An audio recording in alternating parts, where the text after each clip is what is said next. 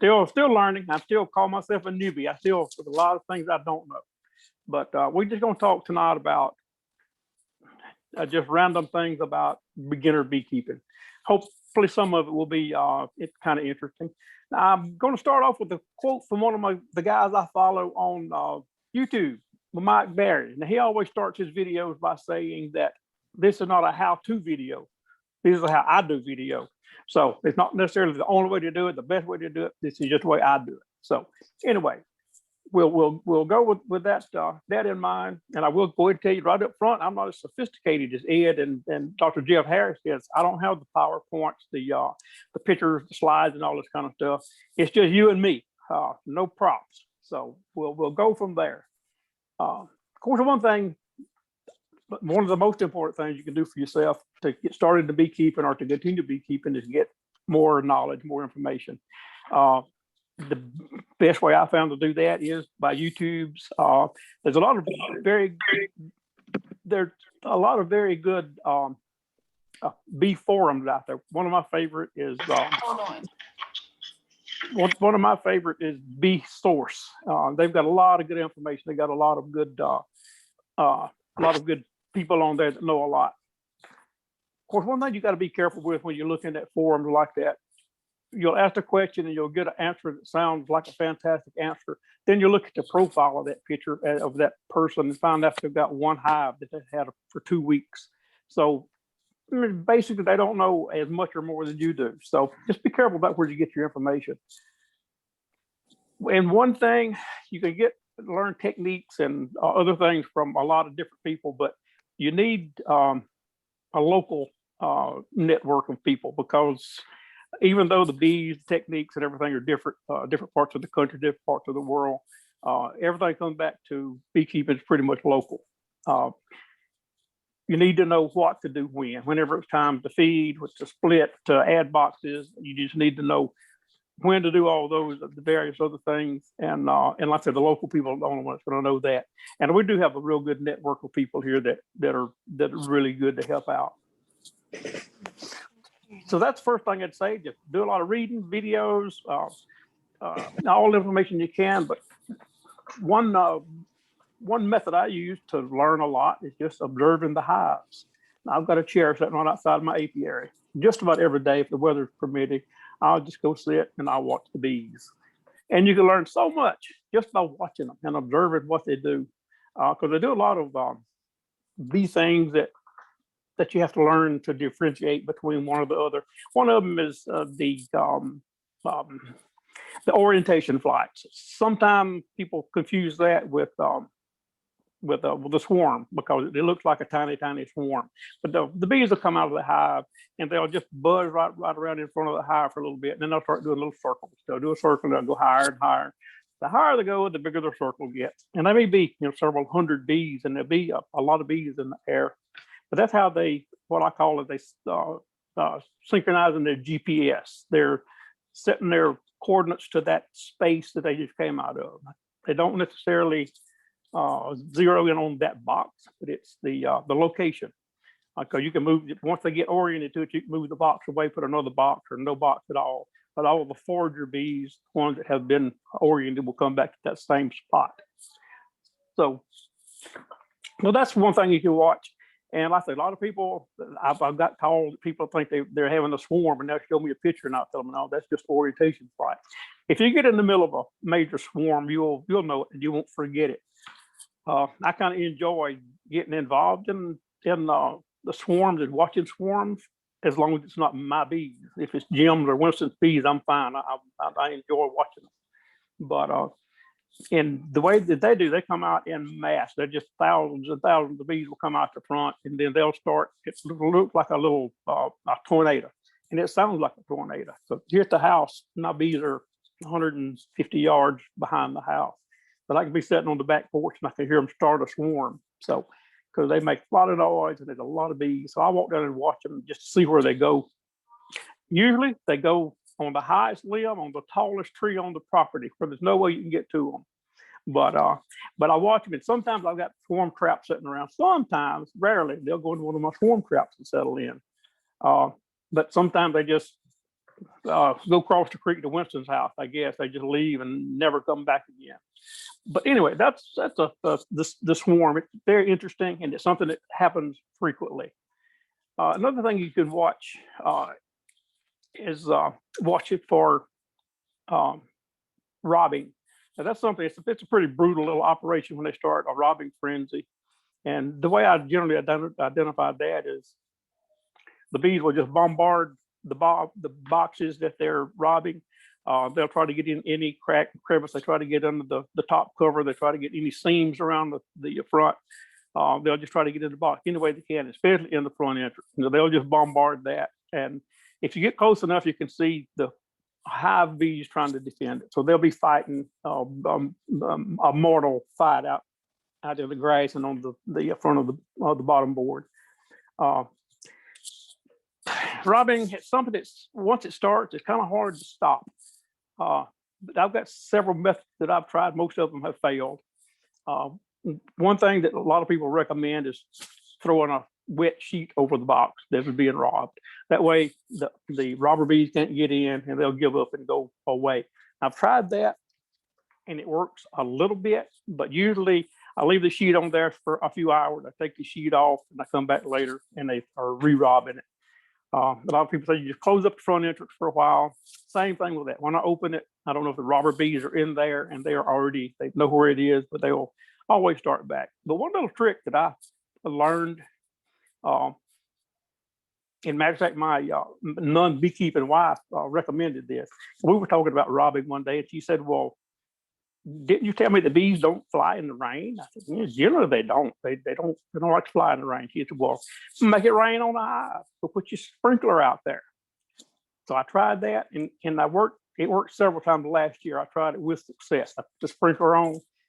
10, 15 minutes later, the bees they'll pack up and go home. And for whatever reason, I leave the water on for an hour or so, and the bees don't tend to come back. I don't know if the water washes the scent out of the air, or if the bees just get wet and pissed off and go home and just don't come back. But that had worked several times for me, and I didn't have the repeat robbing every time. Another thing you'll see in the front of the hive that gets worrisome if you don't really know what you're looking at is bearding.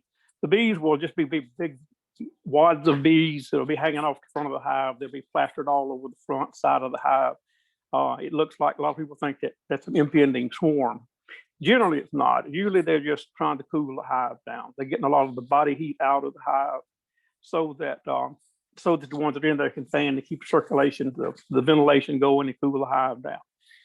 Generally, at night, they all go back in there and calm down. When it's hot, you can pretty much look for bearding to occur. And another thing, watching the hive, especially if you do it on a regular basis, every day you go out there and watch them for a few minutes, you can kind of tell the general health of the hive. If you keep watching them and every day they look like there's less bees and less bees and less bees, after a few days, if it's that noticeable, you better go there and see what's going on, because you may have lost a queen or you may have other problems going on. So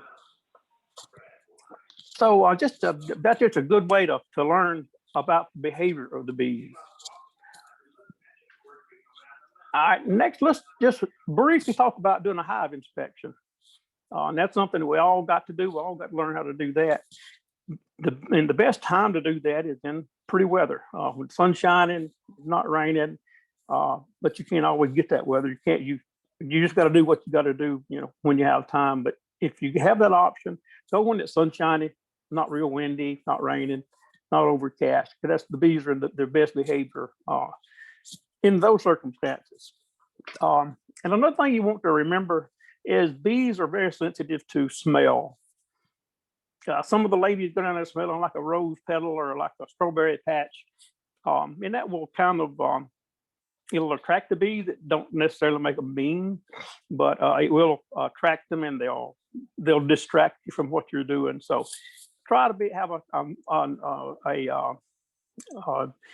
a normal neutral scent when they go down there. You don't want to wear some heavy perfume, cologne or anything like that. And they tell me that the attack pheromone smells like bananas. So don't go eat your big old banana sandwich and then go down to the bee yard, because they may not like you too well. And the big thing is, when you're doing a hive inspection, just do don't do things that irritate the bees. And there's a lot of things that irritate the bees. They don't like you beating and banging around on the hive. They don't like the vibration.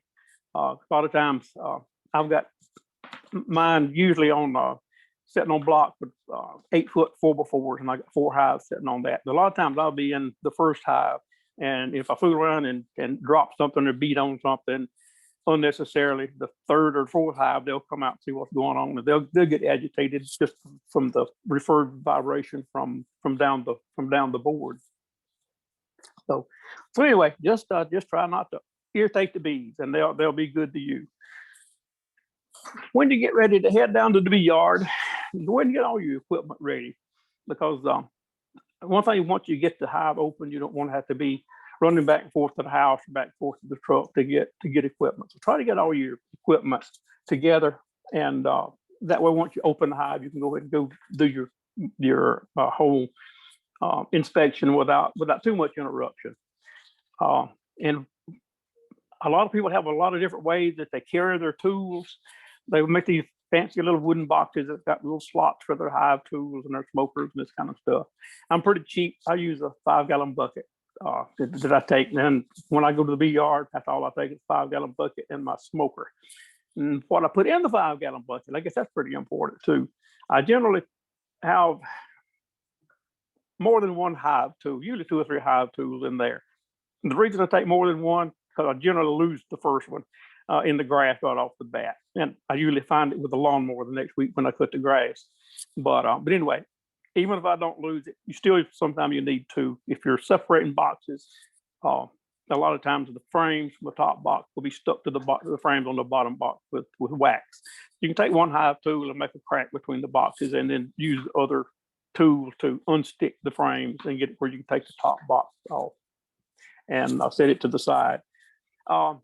I always take a fire starter, even though you're gonna have your smoker lit before you go down there. Invariably, whenever you really need it the most, you get in an agitated hive, the smoker is going to go out. So go ahead and take your fire starter with you. I like to take a queen clip with me. I thought I had one in my pocket, but I don't. But it's a little hair clip looking thing that you can put a queen in. And the reason I like to take those with me, when I'm doing an inspection, if I and I like to find the queen as quickly as possible. If I find a queen, I'll go ahead and put her in that little clip, and that way I can just put her to the side.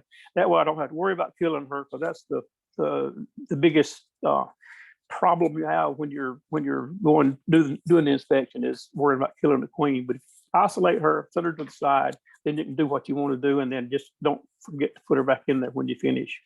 But I take the queen clip. I like to take a little flashlight with me. I got these little 3-inch lights from Harbor Freight or somewhere. And I take a flashlight, not because I'm going to be there after dark, but if I am looking for eggs and there's a cloud comes over the sun, or you're in the shade, or it's overcast, you can use that little flashlight to look down in the cell and try to see the egg that way. Because you got to have real good light to see the eggs. Also, I throw me a pen and a pad in the bucket, because I like to take notes. And we'll talk about that later. There's a lot of different methods of taking notes. And also, I throw me a coffee can or a little cardboard box or something in there to catch the burr comb. Because when you're going through the frames, you need to, as much as you can, scrape off all the misplaced, or we think it's misplaced wax. Bees put it there for a reason, but it's in our way. It's not where it should be. So I'll scrape that off and throw it in the bucket. You don't really want to throw it on the ground, because it'll attract ants. It'll attract possums, skunks, raccoons, or whatever, and then they'll give them an invitation to try to get into your hive. So just keep your area clean, and you'll be better off that way. All right, you got all your stuff in your bucket. You go ahead and light your smoker, and you want to, and that's something it's a kind of a trick you got to learn how to get it to smoking good. And you want cool, white, thick smoke. And I usually puff it on the inside of my arm, just like testing a baby's bottle. I want to be sure that it's not hot, because the bees don't like hot stuff blown in there on them. And on that note, as you go through the hives, it's according to what you're burning. I usually burn by pine straw, and after an hour or so, it gets burned down. Where you puff it and you blow it, and fire and brimstone up in the hives, and the bees don't like that at all. So just every once in a while, put some more fuel in there, pine straw, wood chips, whatever you use. Another little trick to keep your smoke cool and thick is just once you get it going good, just pull up a couple of handfuls of wet, not wet but green grass, and just put on top. And that cools it off and helps it be a much better smoke, because you don't want it hot at all. Once you get your smoker lit, go ahead and put your PPEP on, your protective equipment. And we're going to talk about that in a little bit too. But anyway, head down to the bee yard, and you want to always, well, as much as possible, work the hives from either the side or the back. You don't want to be standing right in front of the hive, especially during a nectar flow. So the forager bees come in and out of there like little jets. And if you're standing in front, they're going to run up to you, and they've got to figure out a way to get around the big blob and to get in the hive. And the ones coming out, same thing. They want to just come straight out like a jet and head back to the field. So and that aggravates them, and it distracts them if you're in their flight path. So work your hives from the side or the back. So when you get ready to go in, I like to just go ahead and give them a little puff of smoke in the front entrance. You don't want to smoke them enough to choke them to death or whatever. I just put a little puff in there. To me, that's like ringing a doorbell or knocking on the door. That tells them, all right, something's about to happen. Y'all get ready. So a lot of times you put a little puff in there, you hear them, they'll roar a little bit. Just give them 15, 20 seconds to calm back down. And once they calm down, you go to the back or the side, and just open break the propolis seal on the top, and raise it up just a little bit, and put a couple of puffs of smoke in there. Same thing, just let it down and let them get used to that. They know something's about to happen. A lot of times they'll roar a little bit. They calm back down. Then you're ready to go into your hive. Then you take the hive top off, and you always want to look on it when you take it off, because sometimes you'll find a queen on there, but she doesn't always read the instructions. She doesn't know she's not supposed to be up there. But if you just take it off and throw it over the grass, she will crawl away, never to be seen again. But the first thing I do when I take mine off is start killing hive beetles, because it's inevitable. I've got millions of hive beetles, so I'll squish hive beetles while I'm looking for the queen. Once I'm satisfied that she's not on there, I'll lay my hive top face up with the flat side to the grass. The reason for that is if I'm doing more than one box, like I take the top box off and set it down, I like to set it on that inverted top. That way it'll keep it out of the grass, it'll keep it out of dirt. A lot of people I work with, and when I'm working with them, I do it their way, but they'll just stand the box on the end off the side. Clumsy me, I'll stumble around and knock it over, and they still end up in the grass and in the dirt. So anyway, I like to put it on a flat surface. That way I can't knock it over, and they're safe and sound and not going to be moving around. Once you get the top off, and I say, on occasion, you're going to have to give them a little puff of smoke. One thing that to look for when you know you're going to need smoke, if you look down there and there's a whole line of little bee faces looking at you, they're evaluating you, and they're probably about ready to sting you. So when they're all lined up looking at you, give them a little puff of smoke. They'll turn around and go back in the hive and go on about their business. But the smoke definitely distracts them. So smoke them a little bit, and when you start going into the hive, I generally like to start with the second frame. Reason being, the first frame is generally wildly glued and propolized to the outer box, and a lot of times it's hard to break that loose and break it loose from the second frame. A lot of times you got a little more leeway if you go to the second frame first. You put your hive tool between the first and second, and then the second and third frame, and break the propolis loose. Then that way you can gently take out the second frame. And when you take out a frame, you definitely want to look at both sides of it. And I'll tell you what we're looking for in just a minute. But anyway, take that one out. And one thing that I use that most of my bee buddies don't, I like to use whenever I can remember to take it to the field, is a frame perch or a frame rest. And it's just a little device that sits on the back of the hive that you can sit 2 or 3 frames on. That way, again, it keeps them out of the dirt. A lot of people just lean it on front of the hive. And like I said, the clumsy me, I'll kick it over and step on it, and I'll have bees coming up my pants legs, and that's never a pretty sight. So I just get it out of the way. It's not on the ground, and then I'm not going to step on it. So I'll go ahead and take the first 2 hives out, examine them, and put them back there. Then that way you've got a 2 frame opening to work in. That way you don't have to worry about squishing the bees or rolling the bees when you take it out. So I just take the 3rd, 4th, 5th, right on down the line, and just break it loose and move them out a little bit and take it up and examine each one of them. And as I've done the 3rd, 4th, and the rest of them, I'll just move it to the empty space that I've got. When you get through, get all the way to the other side, you got a 2 frame space on the back. You can either, one or 2 ways, you can either move the frames one at a time, set them back over there, get them back in place, or you can just take the hive tool and push the whole rack of frames back as one unit. Put them back in place, and then you put your other 2 frames back in the box. And it's one thing that I think Jeff talked about last Thursday. If y'all heard him, you always, especially when you're new at this, you want to put the frames back in the same order and the same orientation.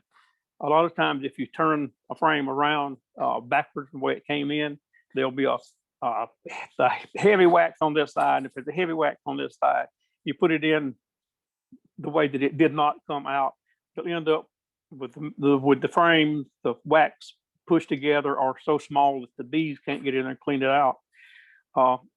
Even though the bees can't get in there, the hive beetles can, and they'll get in there and lay eggs, and they'll make a huge mess if you can't maintain your bee space where the bees can't protect that area.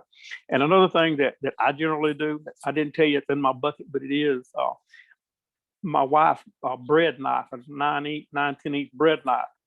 She doesn't even know that either. So anyway, I keep that in there. If I'm going through there, if there's no brood or anything in that thick comb like that, I'll go ahead and trim that off where it will fit uniformly with the rest of the frames. So get all of that back together, and the whole time you're doing this, you're making mental notes of what you're seeing. But you get it all back together. Yeah, if you want to go in, if you got to go in the bottom box, do that. If not, just put the lid on it, and that's when I generally back off over there and do a little documentation. So, what are you looking for when you go through all these boxes? One thing that new beekeepers, old beekeepers, I think all beekeepers look for is the queen. That's one of the most important things in the hive that you can find. But like Ed said the other day, you don't necessarily have to find the queen as long as you find evidence of the queen. If you find eggs, young larvae, capped brood, you see where the queen has been there in the last few days. You don't necessarily, it's not necessary to see the queen. I like to see the queen. I enjoy seeing the queen, but you don't always see her, but you do want to see evidence of the queen.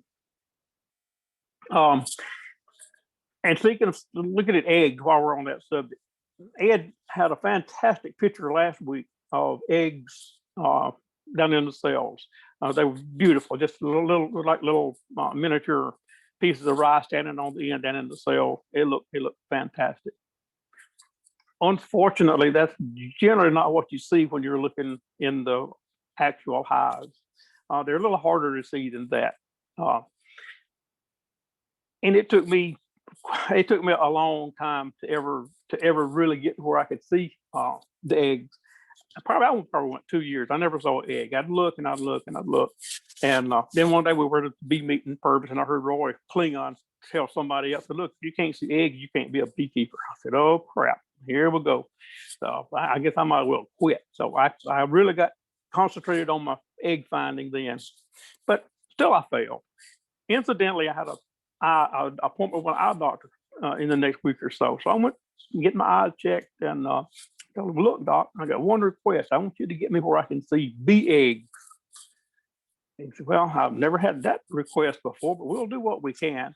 So anyway, he tweaked and tweaked and changed and tweaked. And finally, the little thing on my face where I could see the wall over there, I could see the hair on a flea's butt over there. But so I thought, well, I got it now. So anyway, got home. A couple of days later, I got my new glasses. First thing I did went to the bee yard. Hey, this is gonna do it. So I went to a hive that I knew had it had to have eggs, because I saw the queen in it, a few days before.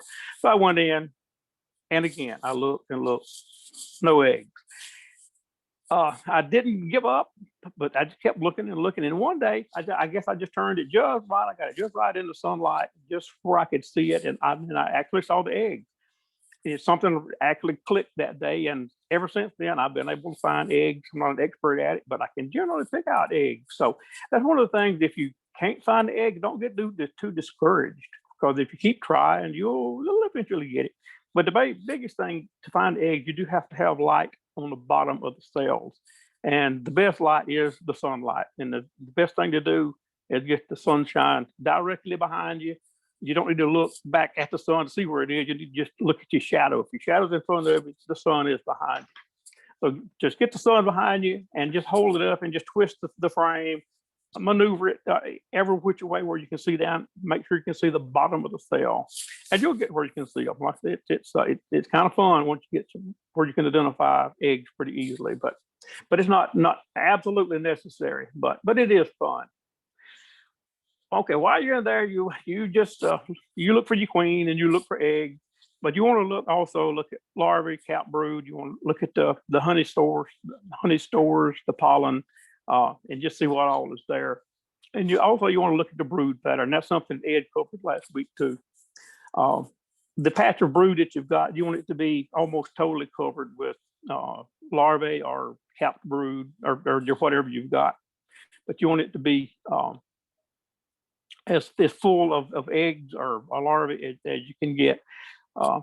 That's a real good brood pattern. If it looks what they call a shotgun pattern, where they just scattered around just a few eggs, a few brood here and there, that's not the ideal thing.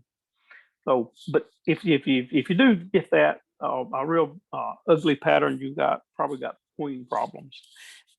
While you're looking, you want to look at the larvae in there. They should also be a shiny white. If you see any of this yellow, brown, tan, any other color besides shiny white, you've got some kind of disease going on, or some kind of problem. So you need to do a little more investigation on that. And also you need to look at the bees themselves. You don't have to look at each individual bee, because there's going to be 40,000 of them. You can't look at all of them, but just look at the bees overall. If you see any that, and a lot of times your eyes will pick out the abnormal thing. You see the whole mass of bees, but if some that got abnormal activity, you'll sort of pick those up. If you see some with curled up wings, deformed wings, that could indicate you got a viral problem. So just you need to look at the bees and see if they look healthy. A lot of times you can look, you can tell if a bee is sick. If he's not moving like the rest of them, if he's just kind of lethargic and everybody walking all over him, and he feels like I do on Monday morning, then that may be a problem with the bees. So that's important to look at the bees. And also, even though you got the same breed of bees in there, there's so a lot of them are going to look different. The brand new bees, as soon as they emerge, to me they look a little dusty, little white, dusty rascals, and they're smaller than the rest. That just means they're fresh babies. On the other end of that spectrum, you got the old grandpas that's about on their last leg. They're more black and almost shiny black, because they've got all the hair worn off of them. And a lot of times their wings will be a little bit tattered. They won't be curled up, won't be deformed, but they'll be tattered from the thousands of miles they have flown. And in addition to all that, one thing you want to look at is how much room you've got in the box. If you open it up and bees just boil out, you don't see any way that all those bees could fit in that box. If they're just overcrowded, you may want to add another box, maybe do a split, do something, because if they get overcrowded and they stay overcrowded, that will sometimes trigger them to swarm. So you need to address that if they're overcrowded. And on the other hand, if they're got too much room, that's something you need to address also. If you look in there and there's only 2 or 3 frames of bees in the middle, 2 or 3 frames of bees, then you got 6 or 8 frames of drone comb. The rest of the hive, you probably need to address that, because the bees need to be able to police and to keep all the combs clean. And if there's not enough bees to cover all the frames, a lot of times the wax moths or the hive beetles will lay eggs over where the bees are not policing the area. So you need to the best, easiest way to do it is to reduce their size, reduce them down to a 5-frame nuke if you got one. If you don't, a lot of times I'll just take the drone comb out and just put foundation in there, because on just wax foundation, there's nothing that the hive beetle or the wax moth, they can't lay eggs there, they can't do any damage there. So that's almost like not having any space at all, because the bees don't have to worry about that. Then if they start building up real good, they'll either build wax on that, or you can go back and put drone comb back in there later, after they build up their numbers. It's a little bit about documentation. That's something that I like to do. There's several different methods. I've noticed the videos and stuff where people will the brick system. I don't know. They put a brick standing on the end. It means one thing. Laying flat or standing on the end, they all mean different things. I've never learned that language, so I don't fool with that one. A lot of people will put an index card or something in a Ziploc bag on the back of the hive and make their notes in there and slip it in there where they'll know what they're looking at. I've seen one guy that was staple an index card under his top cover, and then when he takes it off, he can look at it and make notes there. I like to take notes in a portable fashion, so I can write down what I need, especially when I'm going to an out yard somewhere, where I can before I go back to that yard, I can get my notes. I can flip through there and see if I need to bring back 4 frames, another box, if they need feed, or just what they need. That way I don't have to make one more trip out there, because I've got my notes written, and like I will review them before I go back to that yard to save some trips. And one thing that I do that saves time is I don't document normal stuff. I got a page for every hive, and I go in. If they all look good, if they got good brood, if they all look healthy, I'll just put a date, put OK, or put a check mark, go to the next one. The only thing I chart is if I find something abnormal. If I don't see a queen or the evidence of a queen, I'll put a date and I'll put on there I need to check for queen in 5 to 7 days. Or if I think they're going to run out of room in another week, I'll put need to add box in a week. Just make little short notes like that where you'll know which hive needs addressing. And I usually don't go but 1 or 2 hives, then I'll stop and I'll make my notes on those, because if I get 4 or 5 hives down the line, I'll forget everything that I looked at on the first. I'll remember who did what. So anyway, that's just one of the things that I like to do. Just make notes that I can take with me. A lot of people use their phone. I use apps and stuff, but my phone gets so sticky with propels and wax and stuff that I can't even turn it on when I get out of the bee yard. So I use paper. That way I can wipe it off and throw it away, whatever I need to do. Let's talk a little bit about your PPE, your personal protective equipment. I'm the one that I think you ought to wear whatever you're comfortable with. If you come to my yard looking like the Pilled Bear Doughboy or whatever, all with full body armor on, I'm fine with that. So whatever you're comfortable with. And right on the other side of that, there's one guy that just happened to be on this panel that almost does his inspection in his underwear. not quite that bad, but he'll come over there with shorts, a t-shirt, flip-flops, and nothing over his head.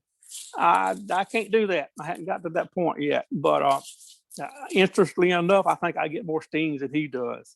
I don't know if he just smells better than I do or what. But anyway, whatever you're comfortable with, that's what you need to wear. Of course, when I first started, I wore the full coveralls, duct tape for the leg, duct tape for the arms, and the long glove. As you learn, as you get more comfortable with it, you can reduce the PPEs that you really wear. But like I say, just go whatever you're comfortable with. And I finally got down to where I started off with thick leather welding type gloves. And I graduated from that to the sheepskin. They're a little thinner, a little more better dexterity. Now I try to go without gloves, but once I get stung 4 or 5 times on the hand, I back off over there and put some gloves on. And what I use is those that 7mm nitrile gloves. The bees can still sting through them, but they generally don't. They'll generally just bounce off of them. And it will definitely reduce the stings. And a lot of times I don't wear a jacket. A lot of times I wear a veil. There again, if they start stinging, I get 4 or 5 stings on the arms and hands. I'll go get my jacket on because I'm not that brave. So I don't like to get stung. And one little trick that I like to when you wear it in a veil, if you got one with a hat with that fits on top of your head that doesn't wobble around, you're pretty good. But if you got with the kind that I wear, that's just the hood that is floppy back and forth, I wear a baseball cap on because a lot of times you'll raise your head, lean your head back. If that mesh touches your nose or your chin or your cheek, a bee's watching for that, and they go come sting you right on the tip of the nose. It's happened to me several times. So anyway, I just try to keep the mesh off my face because they will sting you if they get the opportunity.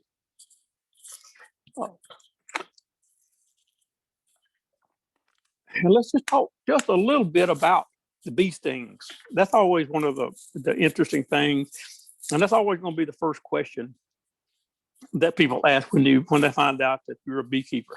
They go ask you, do you ever get stung? And then the answer is yeah, but you don't want to know how many times. But I quit counting a long time ago.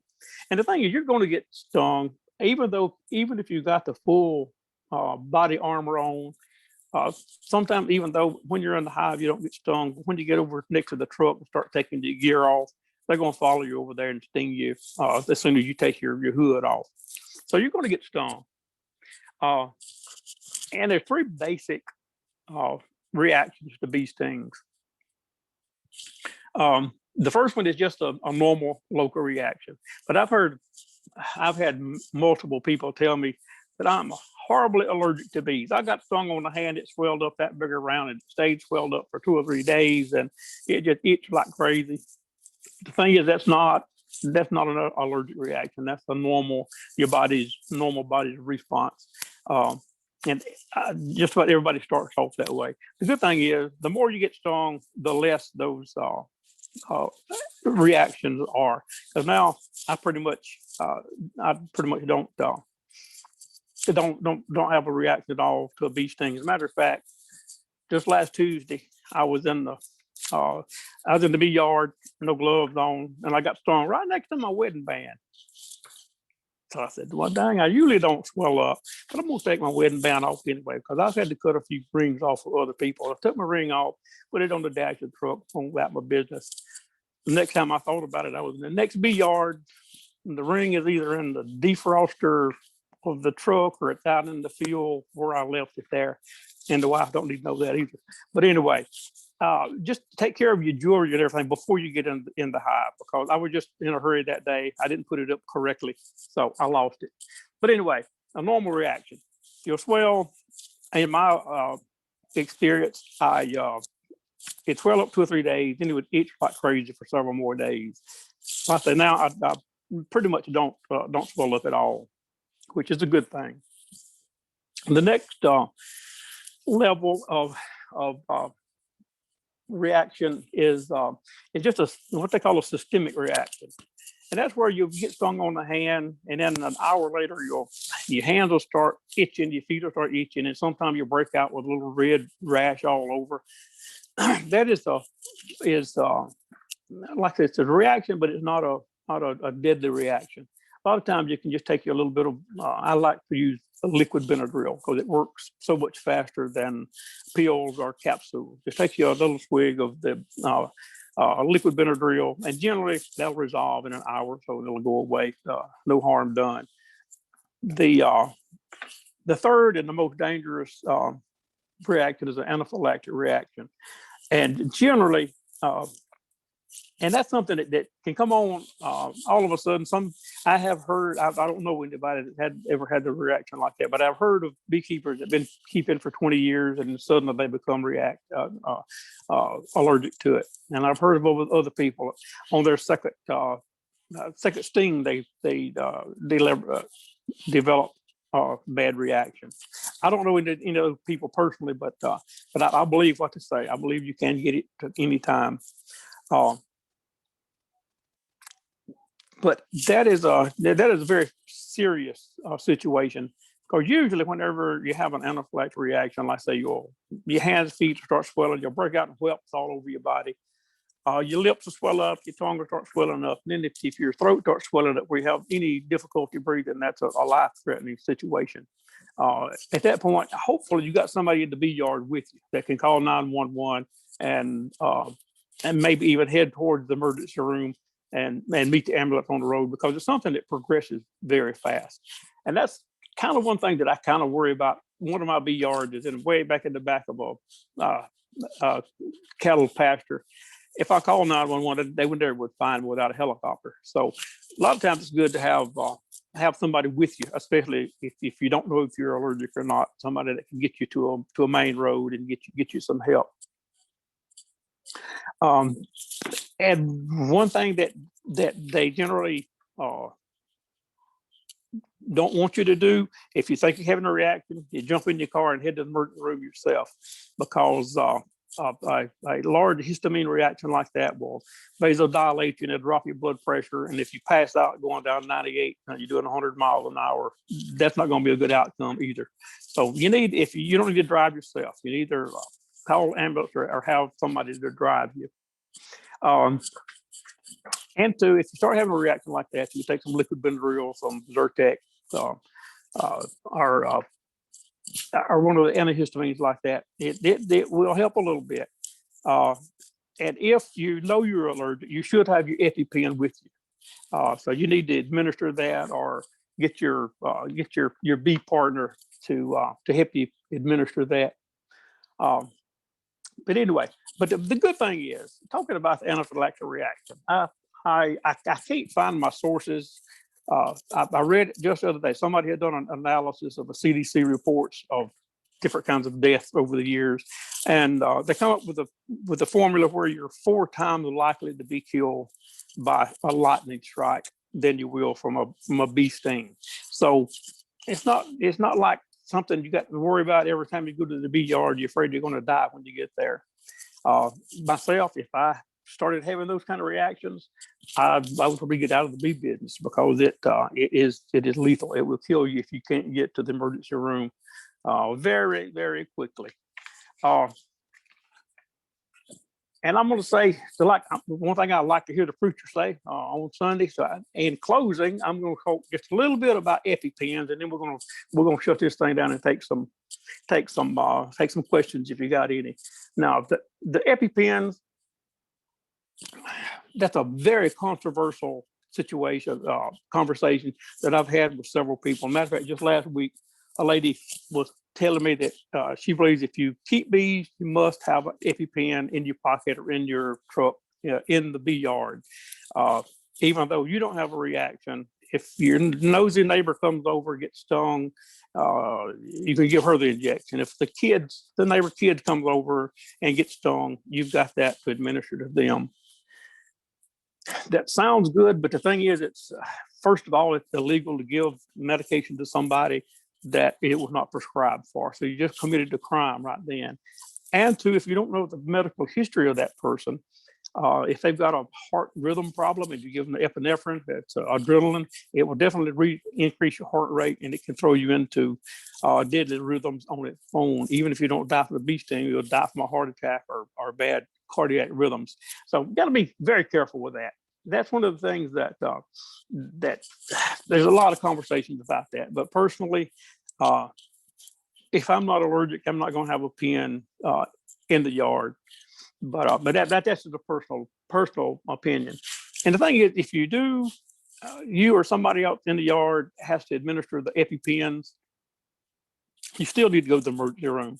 And the reason for that is the epinephrine in your body, it will last 20 to 30 minutes. The bee venom in your body will last 2 hours. So a lot of times you'll hit the EpiPen, your symptoms will start to subside, and you'll think, well, I'm good to go. But then the epinephrine wears off, the bee venom kicks back in, and you got a rebound of the same problem. And here you are still out here 20 miles out in the woods. So if you take the EpiPen, go into the emergency room, because they will know, what to do to give you the correct medications. They'll protect your airway and all that. There's one more stat that I read, then I'm gonna quit. The lethal dose of bee stings, if you're not allergic, if you just get stung by bees, which I'm not going to stand around for that many. But they said a lethal dose of bee venom is 10 stings per pound of body weight. So I weigh 200 pounds. So I could take 2,000 stings before it would be a lethal dose. So a lot of the people that are worried and get all bent out of shape without being stung, having a reaction or being stung and dying from it, it's just, you almost have a better chance of winning the lottery than die from a bee sting. Now we'll cover the fun stuff. I'm gonna quit right there. Y'all have any questions or comments or discussions? We'll be glad to take them on.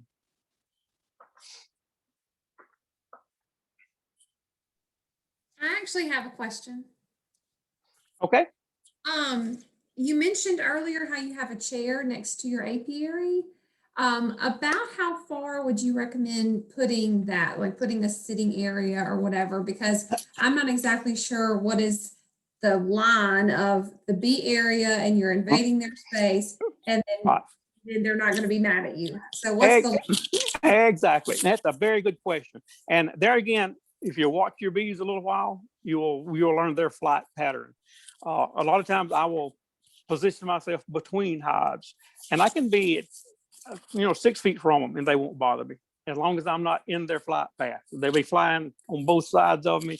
As long as you're not in their flight path, generally they're not going to bother you. But if you scoot over there and get in their way, they're going to get in your hair and they're going to sting you. But there's no set distance from it. As long as you don't get into flight path, it should be good.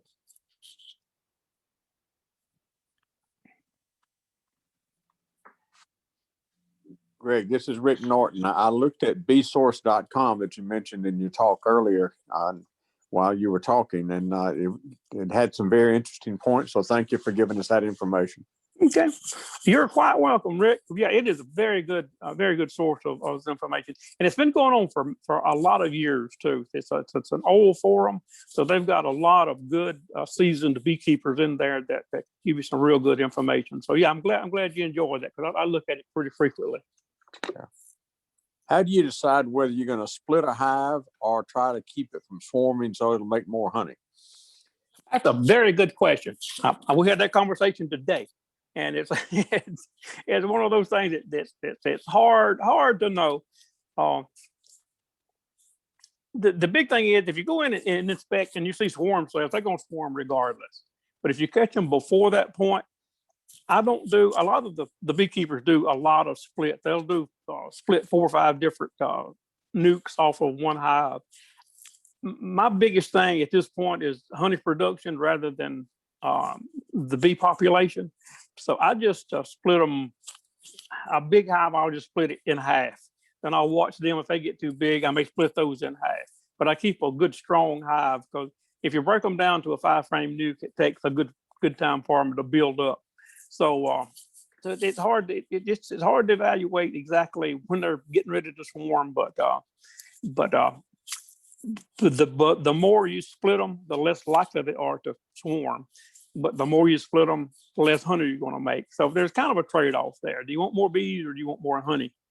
I'm like you. I want both. I want more bees and honey. But sometimes it's hard to accomplish. So.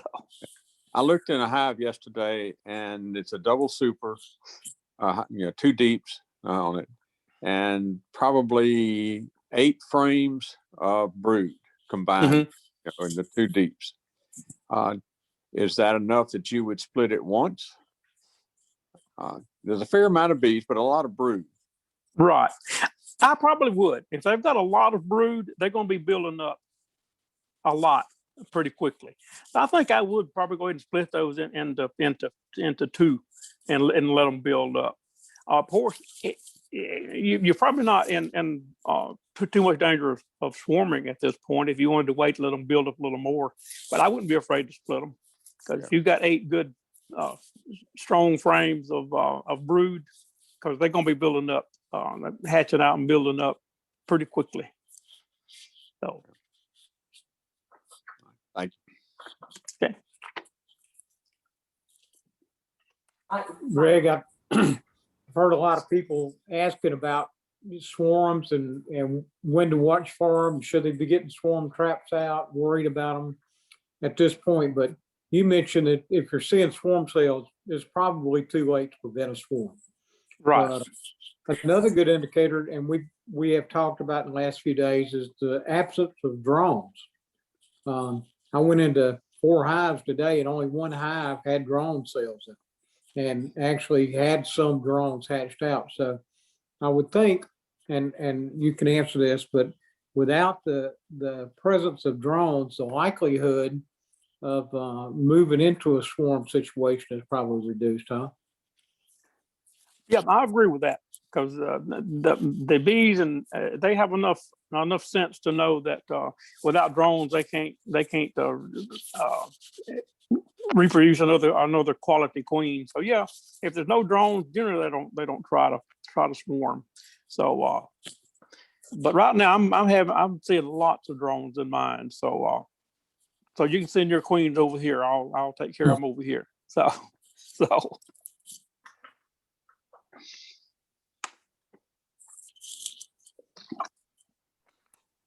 Greg, you talked about robbing early on and how difficult it was to stop that. Could you give us some sense of what causes robbing and when we should expect it and what we can do to prevent it? Yes, I can try. Usually the main trigger for robbing is the beekeeper. If you go into your hive during a dearth, or when there's not much coming in, when there's not much nectar coming in at all, if you go in a hive and you expose raw honey, just when you're taking the frames out and putting them back in, you're going to tear some honey frames open, and you're going to have raw honey dripping in there, and you're going to have the scent of raw honey. And another, when they smell raw honey, when there's not a real good nectar flow going on, is one indicator. And if they get queenless, I don't know how everybody knows that, but I had one a few weeks ago. I guess I killed the queen. Within 6 days, they robbed that one out. If the hive gets weak, it seems like the rest of the bees can sense that. And when they do start robbing, all the strong hives, they come in together. They smell blood and water, and all of them come and rob it. But yeah, usually it's a weak hive, or the presence of open honey. And a lot of times, and I've done that, I've went to put sugar water in them and spill some on the lid or something, and that'll do it. So you've got to be very careful when there's not a good honey flow going on, or nectar flow. When there's a good nectar flow, they're not going to pay sugar any attention. They're going to be out foraging. But if they get weak and they smell honey when there's no nectar flow, that's a good a trigger for swarming. So, did that kind of answer your question? Absolutely. Yeah, especially this is dangerous in July after, as you said, during the dearth. Once you pull all of your honey and treat for mites in July, close the boxes up and go away and enjoy the rest of your summer. There's no reason to go into your hive after you treat for a month or so. The more you're in there in the summer during the dearth, the quicker you have to make the inspections, because the other hives are going to be interested in robbing. So If you don't need to be in there, then just don't. And I agree with that. And usually, like I say, I observe the hives all the time. The only time I'll go in if I see them getting weaker and weaker and weaker and think they need an intervention or something, then I'll go in. But I agree with you. Other than that, I just leave them alone. So. You gave really good advice on how to do a hive inspection. One thing that occurred to me early on, take your phone into the yard with you in case there's an emergency, but turn it off, or at least turn it on mute, because there's nothing quite like that special experience of having the phone next to your sensitive areas and having it start buzzing when you have a frame of bees in your hand. Your first instinct is not to think, oh, that's my phone going off. It will get your attention in very short order. So until you're used to that, keep the phone off. I agree 100%, Ed.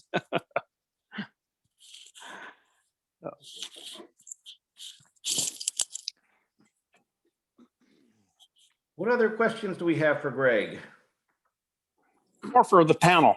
But we've got people on here smarter than I am. Who is on here? Yeah, there's Ed. Ed and Jim. Oh yeah, there's some smart folks on here. So yeah, we can we will attempt to answer most anything. So Wonderful.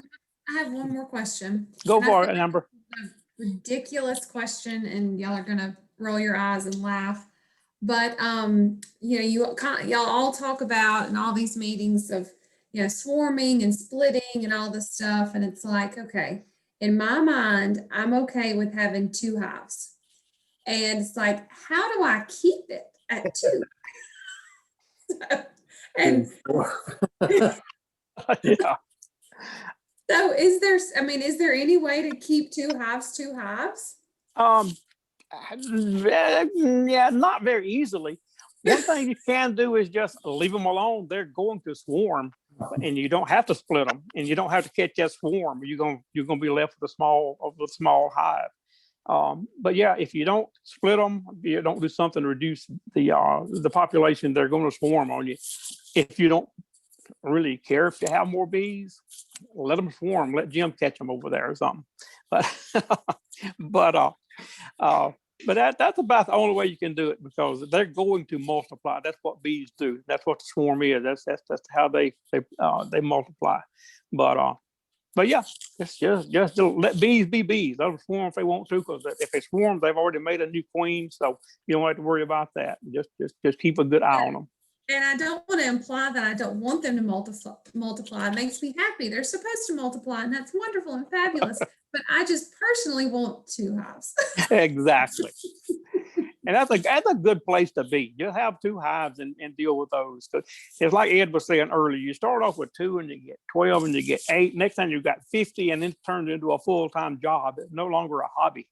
So, but yeah, 2 hives are fun, and it'll give you enough honey for you and your family, and you'll be able to play with the bees. So.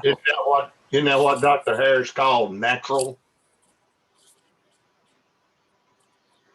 He named some sort of system that the beekeeper uses when they're large, but some people want it to be natural bees. And right. More or less to take care of themselves. And therefore, when it comes time to swarm, you just let them swarm and you don't worry about it. And in the same sense, you try not to use chemicals and that sort of, which that's not that big of a deal to me. But right. my intention is to stay on the natural side and to keep down. I can't. So far, the 2 beekeepers that I've talked to, they got into this as a hobby, and now they got several hundred hives. That's right. And one of them, it's got its room was like to me several $1,000s worth of equipment, and the state comes in and inspects them and all this other. I'm not interested in that. I just want something that sort of like you were talking about, getting a chair and go out there and watch them go in and out of that little hole down there. And exactly. Only thing negative so far with all these meetings is that it's been the expense of it. I have been astonished about how much it costs to have 2 beehives. I'm just, of course, I'm an old man, and I remember when Coca-Cola was a nickel, you know, Yeah. and you could buy a pack of cigarettes for a quarter. So, some of these expenses is absolutely blowing me away to the point that I keep putting off ordering because I don't know if I want to sink that much money into it. One other thing, you were talking about the EpiPen and being allergic. Uh-huh. If you're allergic to another insect like a yellow jacket, do you think that would make you more susceptible to bee stings? Generally not. There are 2 different types of venom. So generally they don't cross over. If you're so a wasp or a yellow jacket, generally, if you're allergic to them, you won't be allergic to chances are you will not be allergic to the honeybees. And Charles, I agree with you on the cost of everything, and everything is steadily going up. I got my new 2021 Man Lake catalog a couple of days ago, and I don't know, things have gone up 12-15% across the board, and it's getting kind of outrageous. But you're right. It runs into an expensive hobby. I first started thinking about this last year before the pandemic and all that stuff because I guess you'd say it was in 2019. Uh-huh. We were talking about somewhere between $300 and $500. Now you're talking about kissing $1,000 goodbye. And I know, like I said, I'm having a real difficult time convincing myself that it's that much fun. Yeah. Let me put a plug in for Jim told me about them, was at Columbia Discount Pharmacy.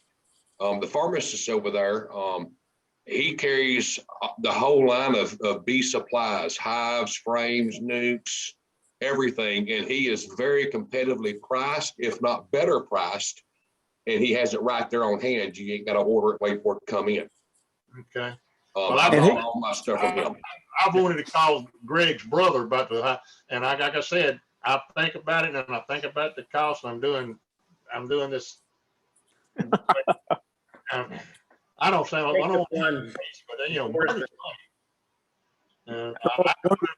One of the things I would suggest too, Charles, is, go to an apiary with one of the beekeepers and look at the equipment before you actually make that initial investment.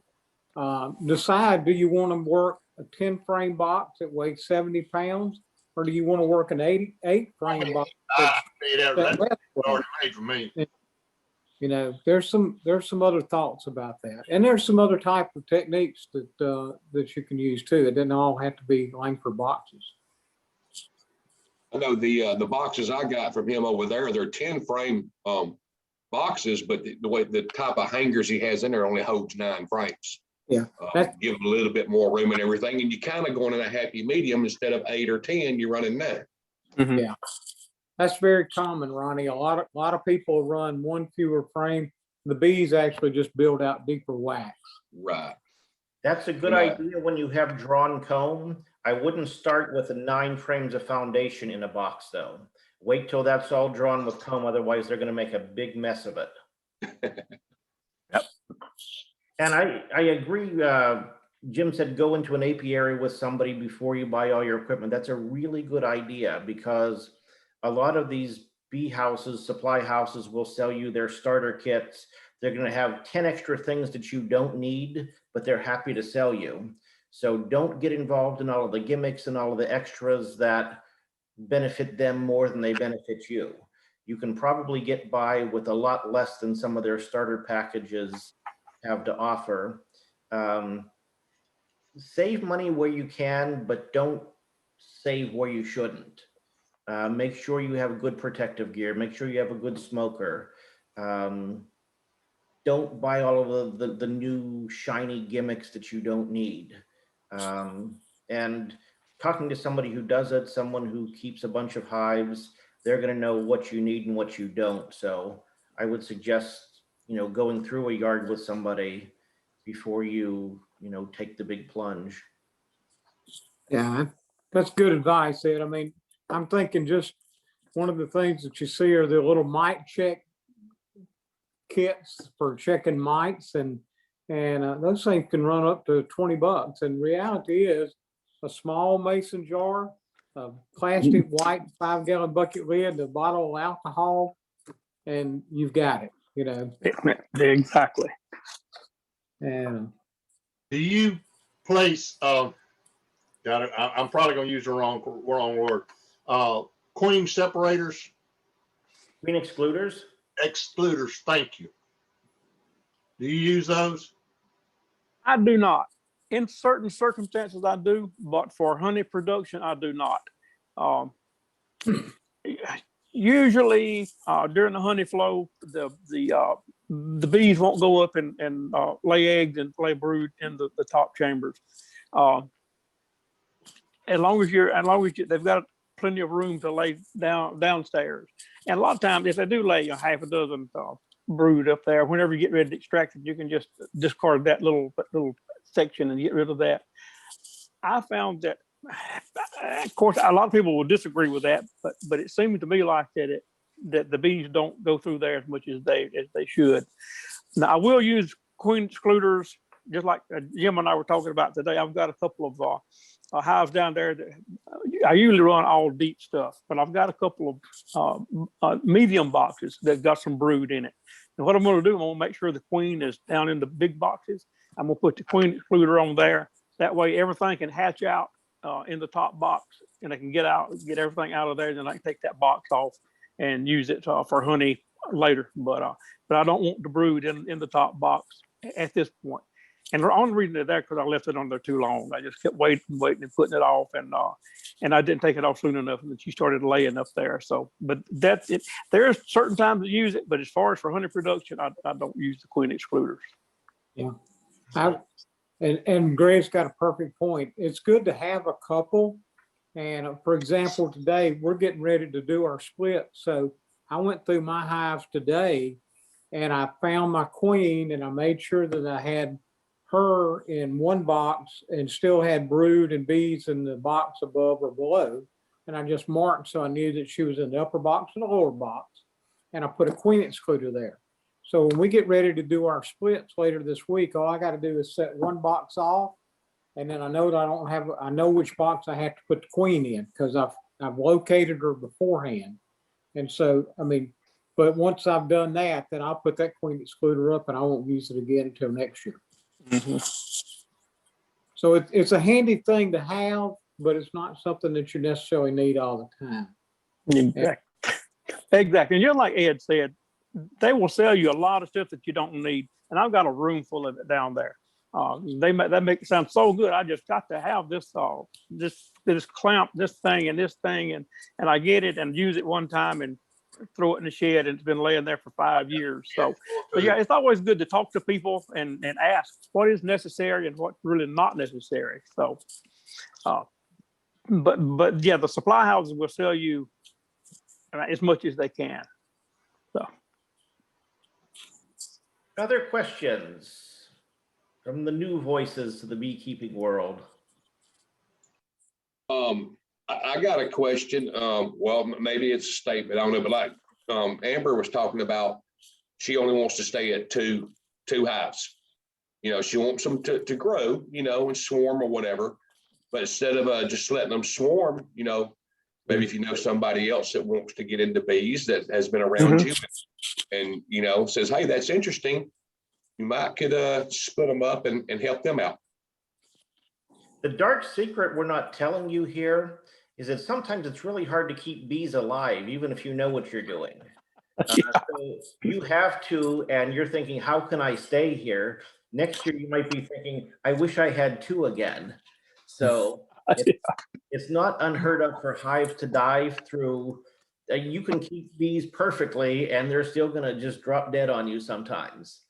That's just kind of the nature of the business. So even if you don't think you want more than that, sometimes learning how to make splits will be useful to you just to get back to the number you started at. So if you have 2 or 3 hives and you get 1 through the winter, you can replenish the herd to where you started. So the problem is when they all live and then you've got too many, but that's a really good problem to have.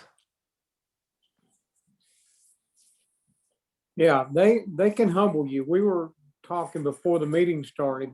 I'm a hobbyist. I don't like as many hives as Greg and Ed have. 8 to 10 gives us enough for our honey and for my wife to give away for gifts and Christmas presents and friends and family. But I've been feeling pretty good. I started out with 2 hives and I grew up and I'd gotten up to 12 hives and I'd wintered them with no problems. I'd lose one here and there, but I'd catch a swarm or something and felt cocky and confident. And I got a full dose of humility this winter because I went into the fall with 12 hives, treating, doing mite checks, making sure they had plenty of feed. And I'm at 4 hives today. I lost 8 hives this winter. So, and I've done nothing different. I mean, I thought I was practicing good bee husbandry and we've had. Yeah, my wife said they caught COVID. And I didn't inoculate each one. Yeah. Other questions? I have one. Am I on there? Am I talking? Go for I it. hear you, Christy. I can't see myself. Okay. You muted Uh-oh. yourself. Unmute. Oh, sorry, I turned it off.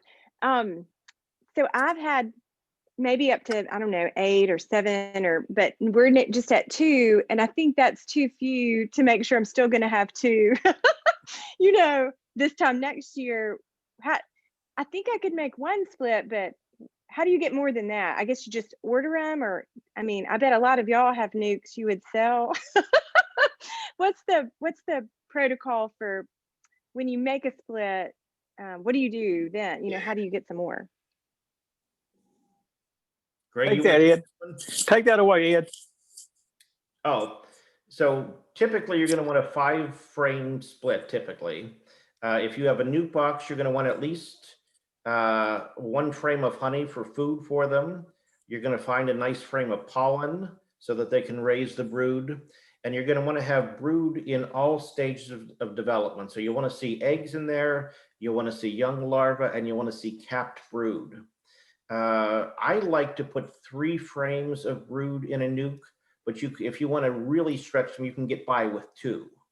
So honey, pollen, probably 2 or 3 frames of brood, and if they have like a little extra frame just for them to work out.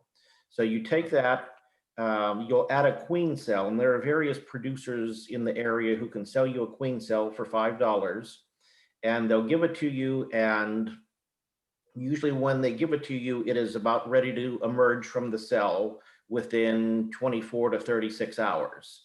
So you go to your hive and you take this little queen cell, it looks like a little peanut on a little plastic ring, and you put that in between the frames of brood.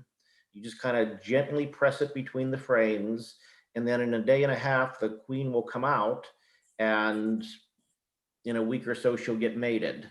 But that's basically what you need to make the split. So the honey, the pollen, 2 or 3 frames of brood, and an extra frame. And then you just give it time and feed. And if all goes well and the queen doesn't get intercepted by a bird on the way back home, you'll be in business. Some of these queens will come out of winter, and this time of year, you might see, 8 or 9 frames of brood in there. If you don't split that, chances are they're going to end up in the trees.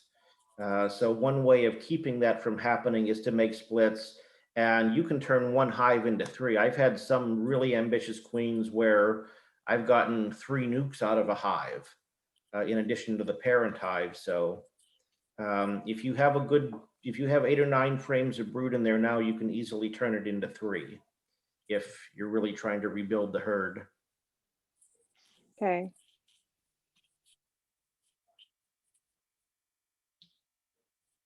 Okay, I have one other question.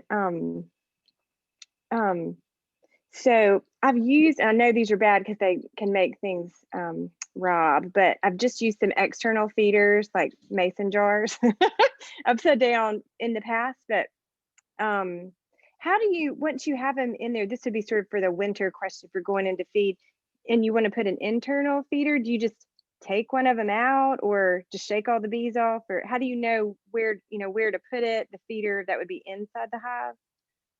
Or If you're going to use like a frame feeder there, you can just take one. Usually, even the gallon feeders are going to take up the space of 2 frames. So you just okay. take the 2 end frames out, put that in there.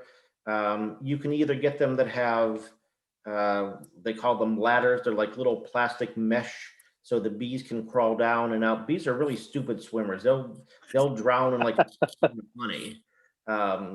So you either have to have the ones that have the ladders where they can crawl down, or being cheap and not wanting to spend that extra dollar on a feeder to get the ladder, I'll just stuff them full of pine straw.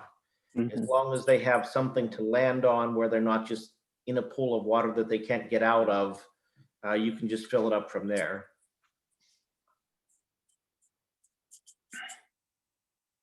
So when you take one, you have to remove the one from the outside. You would put the feeder on the outside of the deep, and then you just let that go. I mean, if it had anything on it, or it just goes away. I guess you just set it out and they'll get the honey out, or the bees would go away, or anything If you're feeding in the winter, chances are you're going to have a couple of empty frames. So just take some of the empty frames out and then just stuff them full. But when you get your nukes, when you get them, they should probably be strong enough that you're going to want to transfer them in a day or so to a 10 frame box, or at least a larger box than the nuke box. And then you're going to want to start feeding them pretty relentlessly for a couple of weeks, at least until the honey flow starts.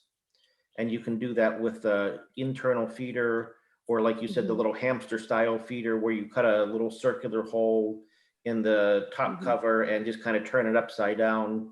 That's a really handy way to feed if you only have a couple of hives.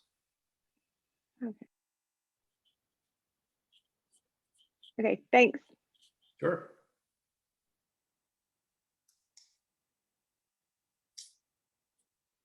What else? Other questions for Mr. Dunn or any of us?